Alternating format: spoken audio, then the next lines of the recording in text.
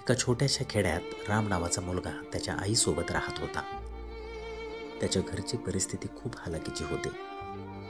वडील लहानपणीच गेले होते. त्याला मोठं होऊन डॉक्टर होण्याची प्रबळ इच्छा होती. त्यासाठी त्याने अभ्यास करायचा निर्धार लहानपणीच केला होता.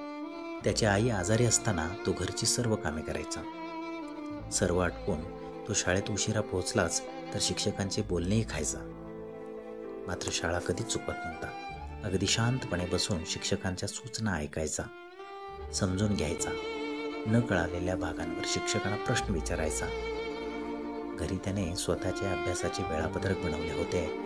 त्यानुसार तो पहाटे उठल्यापासून अभ्यास करायचा.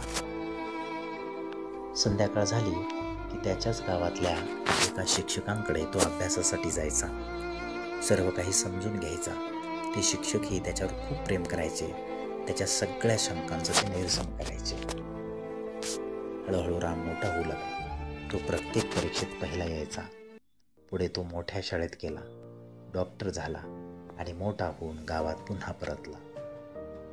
गावातल्या लोकांनी त्याचे आनंदाने स्वागत केले.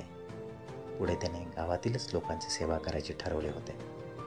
आईची सेवा तो मोठ्या प्रेमानं करायचा, तिची काळजी घ्यायचा. लहान मुलांना अभ्यास कसा करावा हे समजून सांगायचा.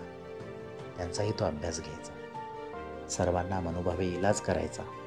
असा राम गरीब होता, मात्र अभ्यासाच्या जोरावर तो सर्वांचा आवडता बनला आणि आपल्या आयुष्यात यशस्वी झाला.